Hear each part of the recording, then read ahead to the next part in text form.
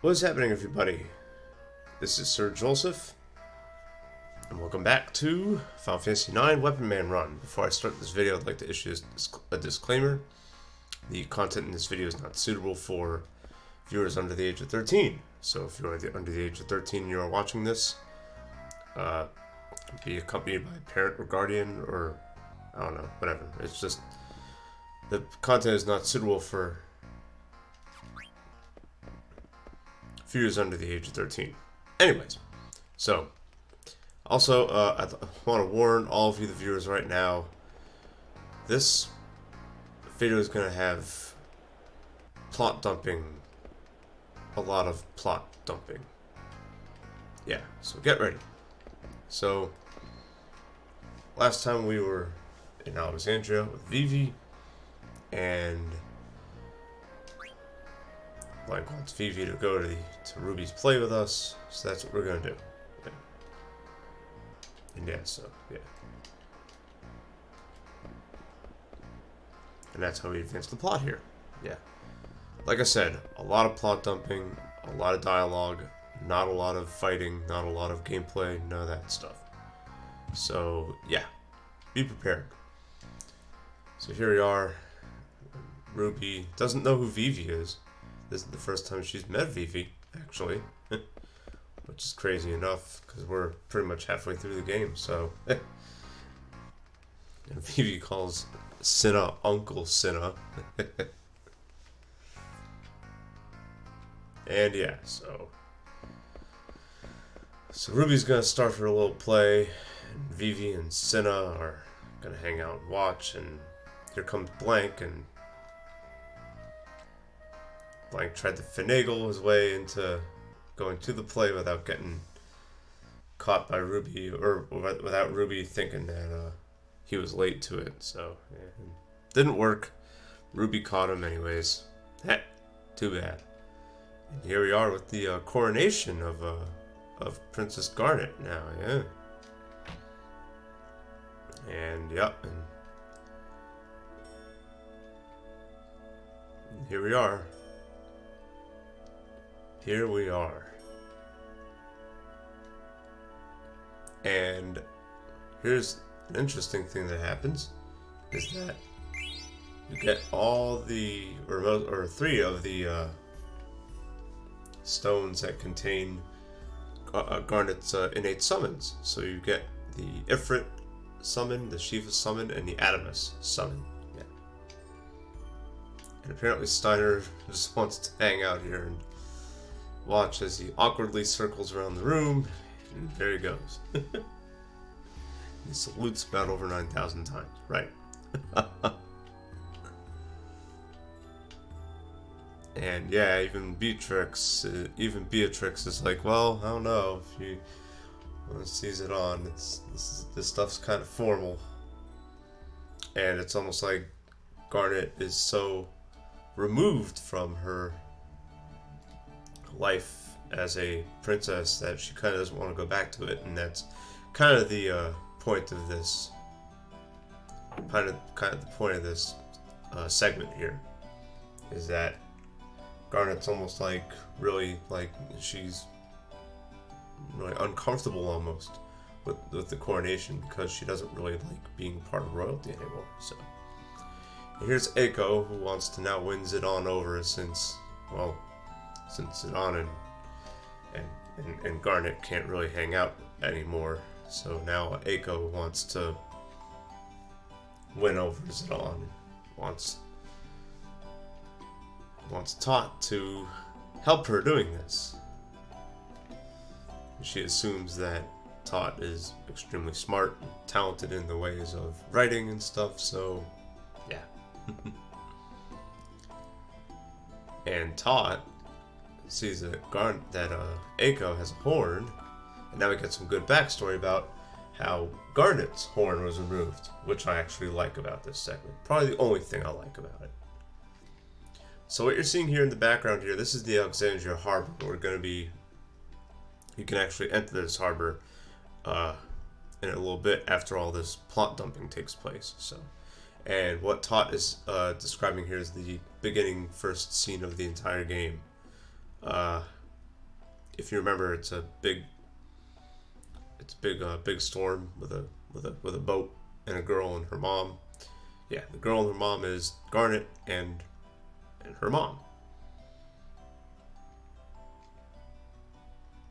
And yeah, and the real princess of Alexandria just passed away, and it just so happens that Sarah looks exactly like Garnet. So it's almost like a throwback to Final Fantasy Tactics with the princess of what was it of Galleon, I think, with a whatever. I don't know. It's whatever. The Princess Ophelia. There you go. Yeah. So, yeah. And the king of Alexandria forcibly removed the horn from Garnet, and that's why it takes so much MP for Garnet to use her spells, because she doesn't know how to communicate with her horn because she hasn't had it since she was a child, like Eiko has. So that's why Eiko is able to do summons at the age of 6 right out of the gate, versus Garnet, who cannot do that. So, yeah. So that's some good backstory about Princess Garnet and how she came to arrive in Alexandria and that kind of stuff. So, and yes, and everyone is aware that Garnet's real mother is not the Queen of Alexandria, and that would actually be a good time. Oh, no, but never mind, because and she could announce her real name being the one that you gave her would be pretty funny, but whatever. I don't know. I mean, they could have also pulled a Chrono Trigger where Frog announces his real name like halfway through the game, and Garnet could have been like, "Oh, my real name's Sarah, by the way. That was the name given to me in Mid-Ain Seri." But she wouldn't know that either, so. And Eiko announces that she is from Mid-Ain Seri, and that causes Tot to go, "Oh, wait a minute, yeah." And even Tot doesn't really know that Mid-Ain Seri is a real place. So here you are as Eiko. We have to deliver this letter to Zidane. This is the only walking we're going to be doing in this entire segment, which is going to last about 45 minutes. So you may hear some frustration in my voice, and that's because this segment has Chrono Cross levels of plot dumping, and I don't like it. But anyways, Eiko is stuck on that thing, and Baku just happens to be in the castle and drops her letter. Wants Baku to give it to Zidane. Now Eiko's stuck up here. There are some pretty funny moments in this little segment here. That's coming up shortly. Yeah. And there's some ATEs that do lead up to it, so I will probably watch those just for completion of the story. And yep, and here's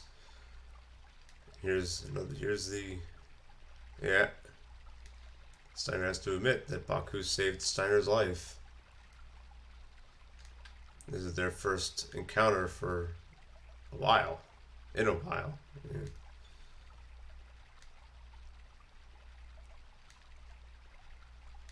And Steiner is still very judgmental about them all, despite the fact that they saved him without any expectations at all. And this will come back to Steiner. But for this segment, you see the Steiner that you encountered when the game first began. So, and if you don't see it next to Baku, he dropped the letter. It's going to cause a pretty silly chain of events to take place. So Steiner's out of there. And here comes Beatrix.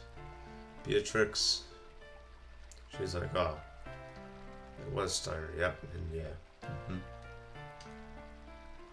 And I love her observations here. They're really good. It's like Alexandria's at peace again, but her heart, she still feels very uneasy. Well, that's because the queen just died. Probably. And we get to hear her amazing music. Beatrix's theme is possibly one of the best Final Fantasy songs I've ever heard. It's really, really good. And it's almost like she's a female version of Cecil from Final Fantasy IV almost.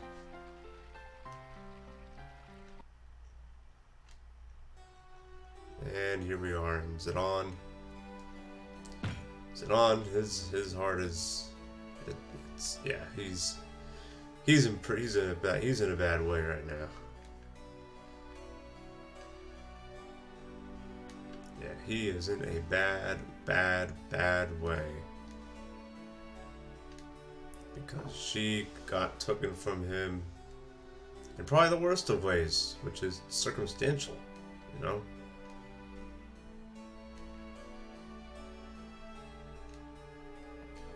But yeah, they don't understand the crush that he has on the queen, on the future queen. He's begging to join Tantalus again, but Baku's like, nah. Tantalus always gets what he sets his eyes on. So, yeah. Ooh, yeah.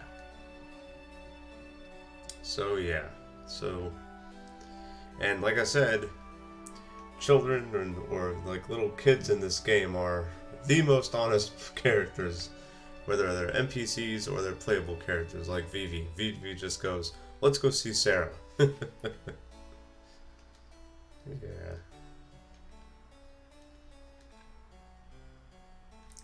And here's the interesting part about this segment too, is that you're not really directed to go anywhere. You're just kind of hanging in Alexandria and everyone's just going to go to their hometowns, you know? Yeah, anyways. Yeah, so we get to control the party again. I don't really care about any of this because we're not going to fight any enemies here at all. It's all plot. So, and here we go. This is the ATE I was talking about. So, now Baku finally realizes that he lost the letter that Eiko was supposed to give to Zidane. So, yeah, we'll be seeing what happens about that later on. So, if you still want to do some shopping, you can, but you can come back into Alexandria whenever you want. And their stuff they'll be able to have access to their shops and stuff. So, again, don't worry about it.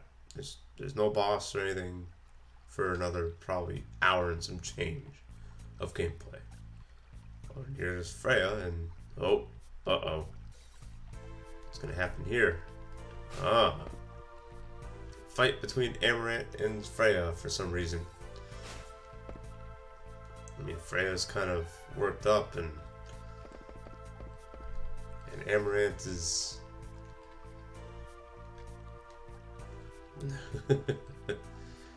Amaranth's kind of embarrassed. But apparently the soldiers know who Zidane is, and because the princess favors Zidane so much, nothing happens to Freya or Amaranth here.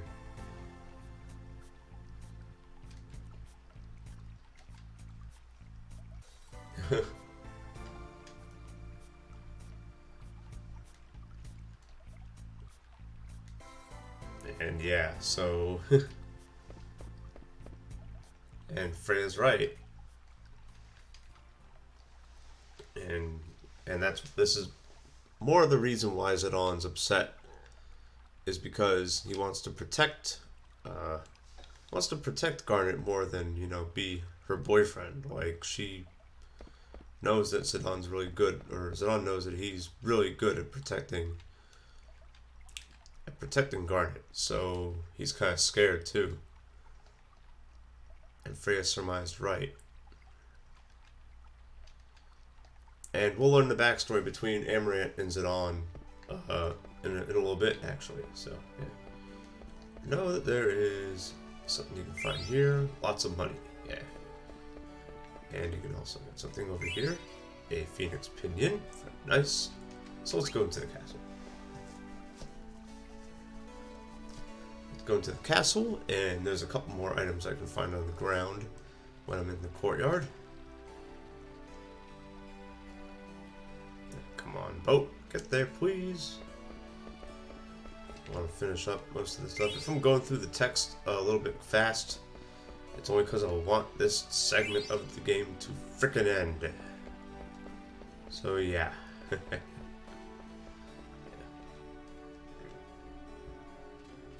And oh, alright, well, Eiko didn't get choked out by being on that ledge, apparently. And Steiner wants to arrest her. Wants to arrest a 6-year-old girl. Way to go, Steiner. I like what Amaranth says here. He's right. And Amaranth is, yeah, so. And yeah, that's a common theme here too, is that no one knows about Maydane's theory because no one really travels outside of this continent. So anyone from there wouldn't know what Maydane's theory is. So yeah. And Steiner acts all big and tough, but whenever Vivi approaches him, Steiner's cool with Vivi. So yeah. So yeah. And here we go. And yeah, this got to me back when I played this in high school. I'm not gonna lie. I was very invested emotionally in the budding relationship between Zidane and Garnet. And yeah, they actually changed her name too, which is pretty funny. I don't know if you caught that.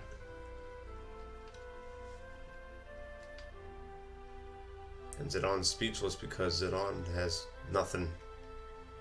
Has nothing.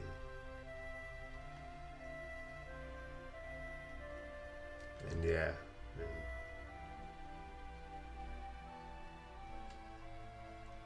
Garnet doesn't have much to say either. So you can tell there's some feelings between them both. And yeah. And the song in this is also very sad too. And yeah, since they have all the jewels, so Garnet and Eiko are gonna be trading their jewels.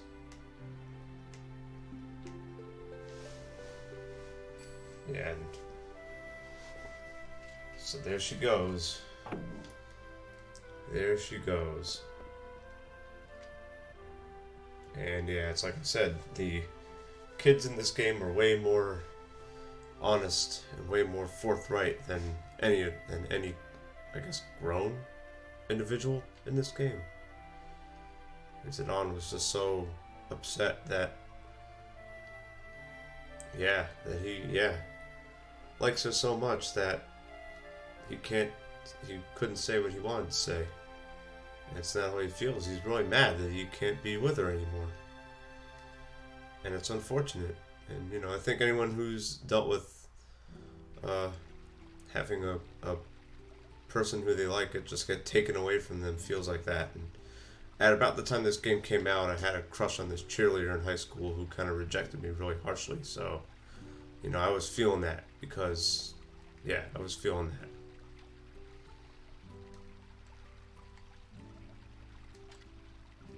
Only it was, different circumstances.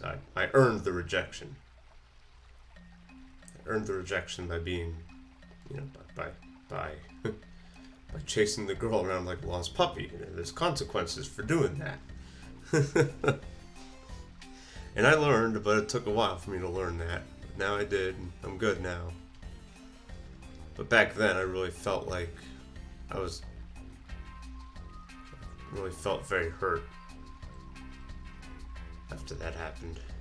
So so apparently Blank found the letter that Eiko wrote to Zidane.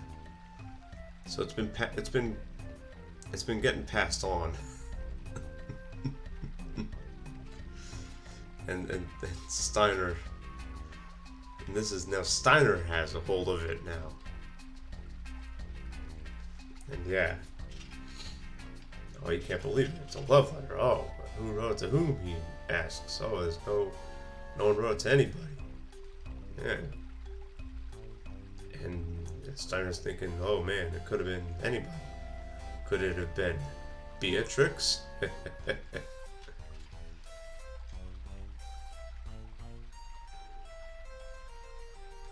And the tension just gets really, really good here. And what's gonna happen here? And everyone's moving in close to see what happens. Marcus is so worked up that his nose is bleeding. But Baku, enter Baku, ruins the scene. As Eiko just said. Oh, he totally ruined the scene. Yeah, that's crazy and it's insane. Oh man. So yeah, everyone's just hanging out and no one really knows where to go next. I don't think anyone's really invited to this coronation because they're all not part of. None of these people are nobles. You figured maybe Freya would be like the closest one to being noble here, but who knows? So there we go. And yeah, and Eiko is not really. Yeah. She's in low spirits too, but she hides it. Other than Zidane, who kind of wears it on his sleeve.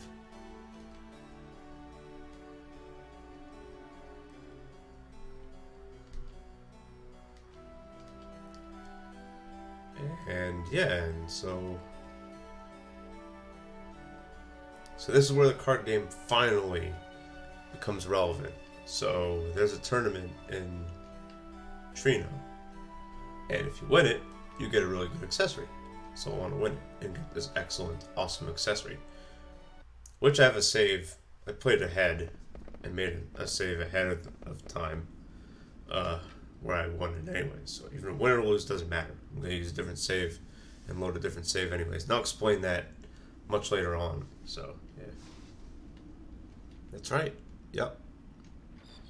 But there's still a little bit of mist here because the roots of the Eiffel tree. We didn't uproot the Eiffel tree. We just cleared out the mist filter of it. So, yeah. But either way, we still able to ride the Gargant over to Treno and not fight a snake thing. Because there's 5 players, so we can't have 5 players at a party. So we're not going to enter a fight because we have 5 players. So here's Zorn and Thorn. Uh-oh. What are they going to do here? I don't think that's going to happen. But look who's doing Night Watch here. Oh man. Blank and Marcus are doing Night Watch. So it's almost like they're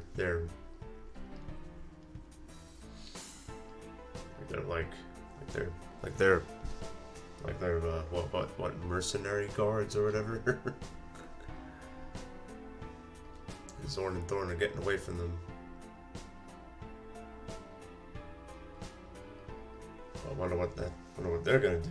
Oh, who knows? We'll find out, won't we? Yeah. So that's pretty much the whole. Yeah, it's a lot of plot dumping here. Yeah.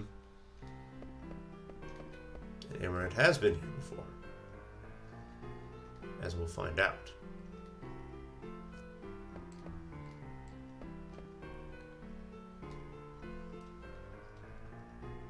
Vivi knows Treno very well because, well, he lives near Treno, and you'll see the backstory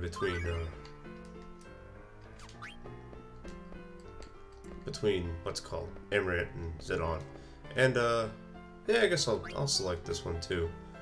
I mean, if this is gonna be a plot dumping video, we're just gonna get as much plot as we can. You know what I mean?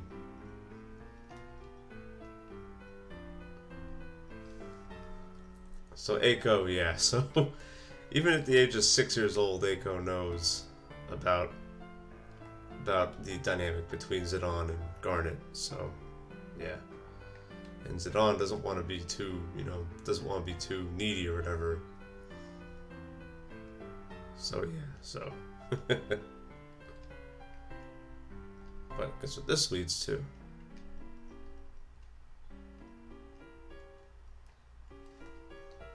Leads to someone who apparently knows Vivi. Oh. And now we get some backstory about Vivi now. Which I actually want to...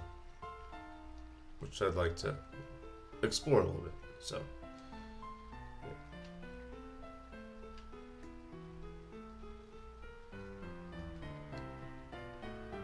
So yeah, so Vivi, I guess, was in either Dolly or Treno and was sent on an airship to Alexandria, and that's how we got to Alexandria.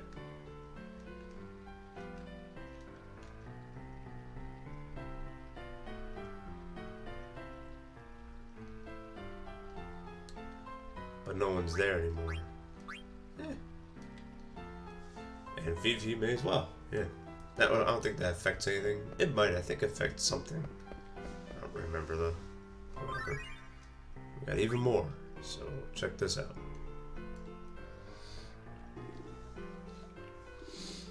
So as you'll see, Amaranth is well known in Treno. There's Gilgamesh and Amaranth. And yes, people know who he is here.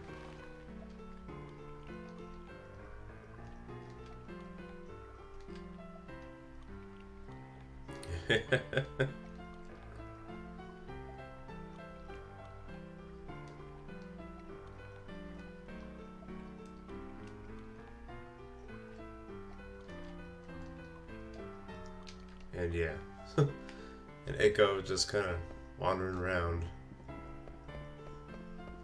runs into some really weird stuff as she's describing. I actually do want to hand in a couple of Stelazio coins that I picked up on the outer continent. Get myself some good stuff. And then we'll learn more backstory between Amaranth and Zidane. We'll do that. I think I have to go to the, what's it called? The auction house to do that, so. And there we go, we get an elixir for the 6th Stelazio. And for the 7th one, you get money, since it alternates. 10,000 gil, good. And we got, so 6, so we're halfway home when it comes to Stelazio, so. Good stuff. And may as well check the, may as well swing by the synthesis shop, see what they got. Just to demonstrate it, just to show you what they have. Yeah, so, I will be getting, already made us a magician. So, this is the point of the game where pretty much all of the synthesis shops are going to be the same. They're going to sell the same kind of stuff. So, if wherever you are, you'll be able to make whatever you want. So, yeah. So don't worry about, oh, I can only make this in Treno, so I have to go to Lindblom. Oh, but they don't have it there, or they don't have it at Lindblom or Treno. Just go to Alexandria. You can go to any of those 3 locations, and the Black Mage Village, and get any synthesized item you want, pretty much. So, not gonna go with that. That's where you register for the tournament. I'm not going to go there yet.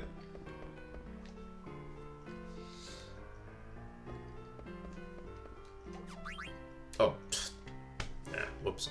I wanted to cancel it. Or whatever. It's fine. A behemoth statue. Jeez. Actually, that would be cool. Actually, it's good that entered this active time event, because we see Gilgamesh here, so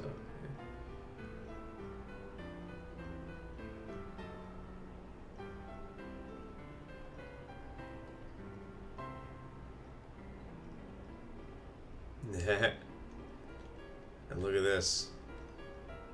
Someone's queen had just kind of rolled up.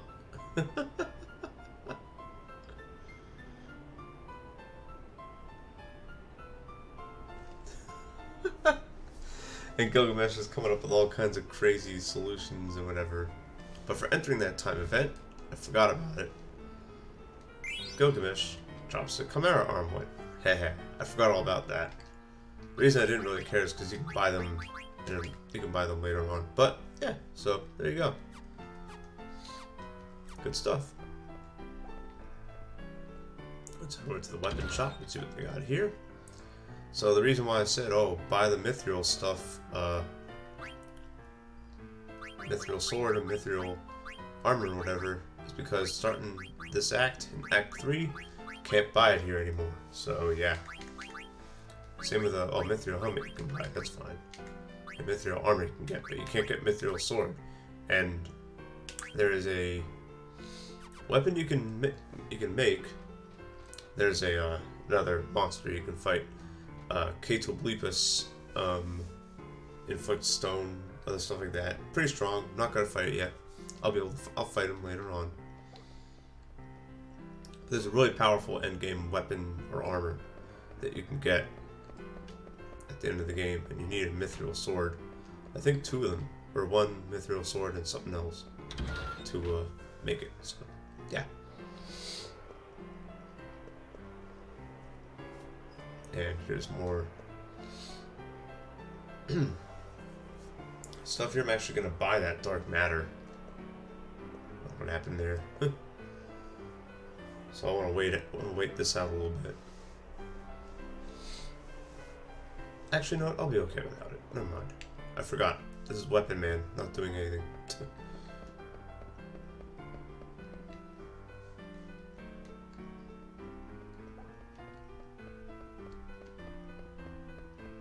Okay.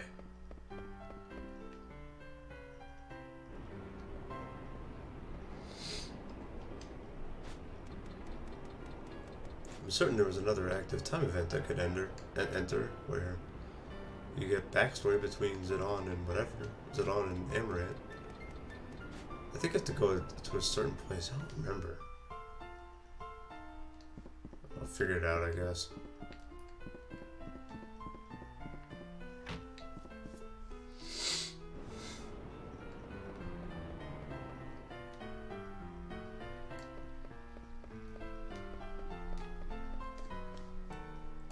Let's see.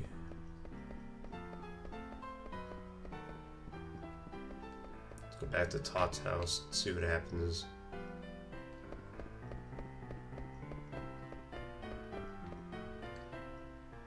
Yeah, I'm trying to get this active time event. Oh yeah, if you don't have any cards, Todd will give you some low level ones. And really that's all you need. The cards I have are fine. It's also, all I really cared about was getting these, the Ramu and the Shiva one. Yeah. Yeah. I guess. Oh, I got the Gargant one. I don't know how I got that. Whatever. Okay. Moving on.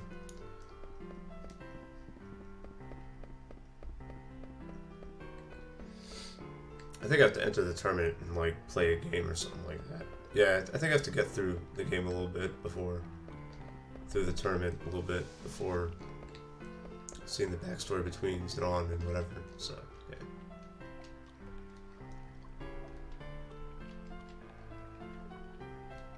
Ah.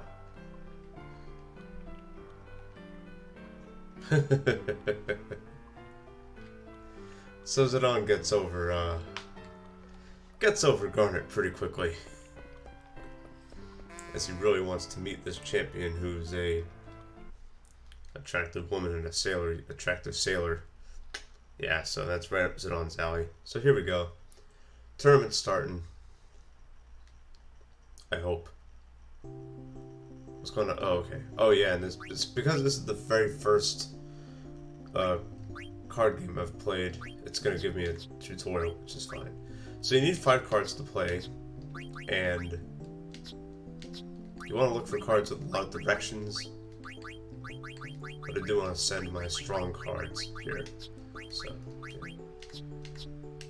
That Mithril Sword looks good. Let's see. And those numbers and letters I'll explain real quickly. So you have those directional arrows, right? I'll just use that over here. So that's where your card can either attack from to capture the opponent's card. The first number you see, that's the attack power. So if you place a card that conflicts, that runs into another card's arrows, it'll start a card battle, and they'll attack. And they'll attack with either magic, which is M, or physical, which is P. And the third number is your card's physical defense. So if my opponent places a card with like 1 P, like with my Mithril Sword, I'm gonna want to have a card that has like 2 as its third number, and the same with the fourth number for magic. So what I want to do is I want to put my weak cards in so that I can recapture them with my stronger summon cards. So let's go ahead and do that. Let's put that there. And see, yeah, so because that dragonfly was way stronger than that flan, it captured. So yeah. However, there's no defense here with that dragonfly card, so I can just do that. And that's kind of how you win card games, is by kind of being strategic like that. So yeah. See, like right here, look, my Ramu card is way stronger than this Mandragora card, so I can take it out. And it's also way stronger than this Mithril Sword too.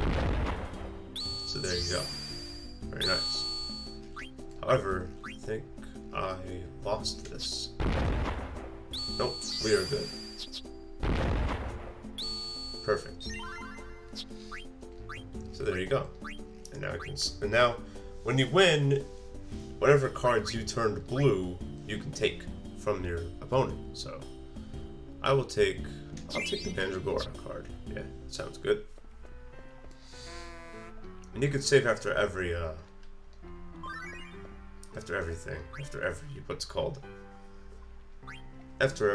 game. But I want to get some background between Amaranth and Zedon. Yeah, forgot about that.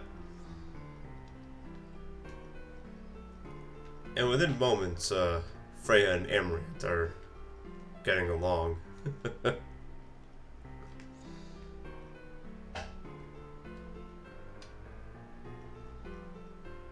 And yeah, well, Freya is right. King and Kuja, or Lord King, knows Kuja pretty well, so yeah.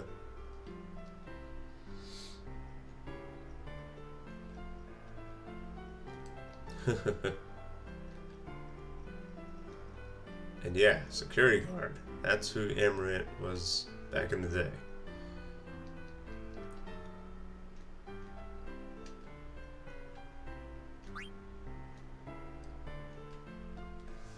And here we go. So, yeah.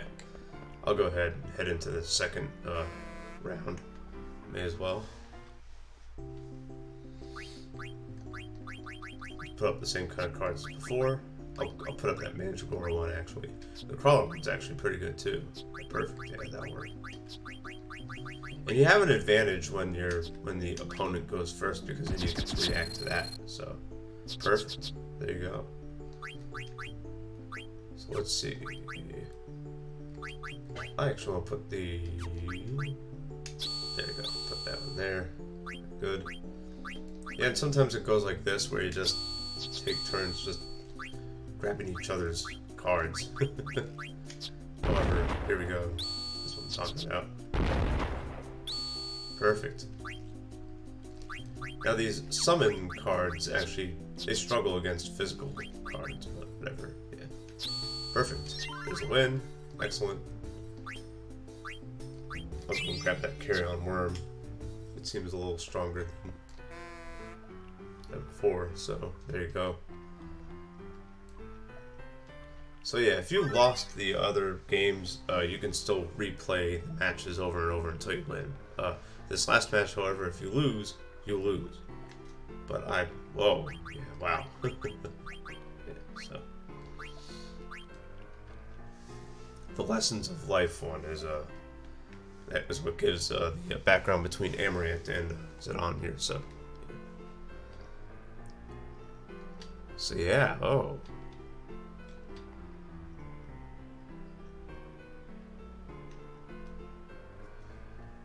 And yeah, so this is back in the day now. This is about like 5 some odd years ago when Amaranth was young and when Zidane was really young too.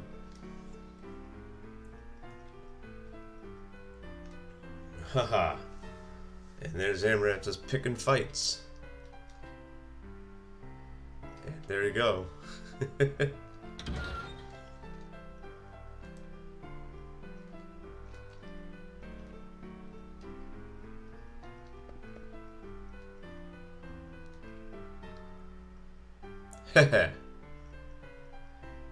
So Zidane outsmarted Amaranth, who the other guards were suspicious of in the first place. And there you go. Truly mighty ones don't flaunt their power. And the Sly Eagle doesn't kill at whim. And Amaranth is, yeah, so Amaranth got away, and you can see his poster, but no one wants to catch him because he's really strong. So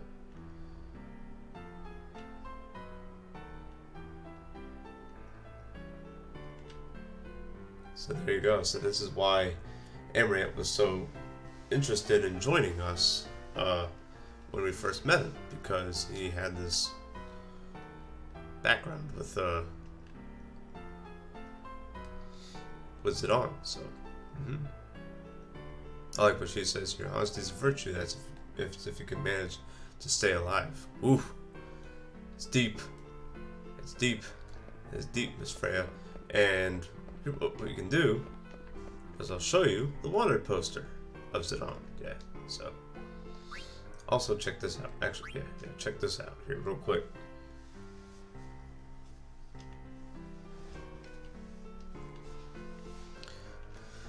Be patient, viewers.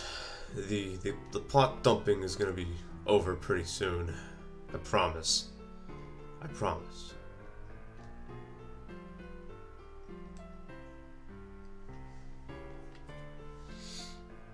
And yeah, so Tot really, yeah.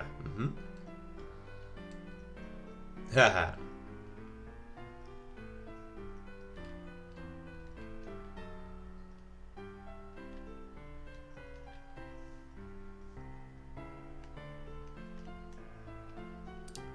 Oh, see, there you go, the crystals. So this is finally where... Yeah, so look at this. The crystals. This actually will come into play way later in the game. So, yeah.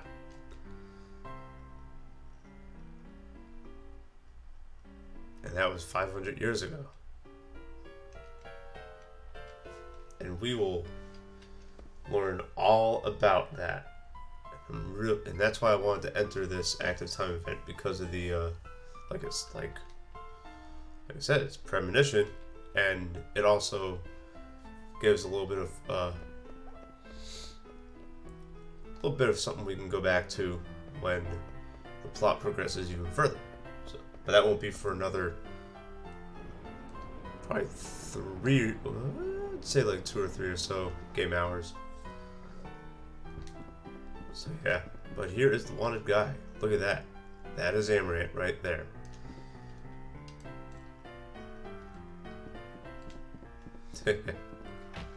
So there you go.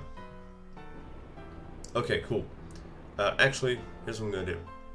I'm going to stop recording because I've been recording for 45 minutes and it's been nothing but plot dumping.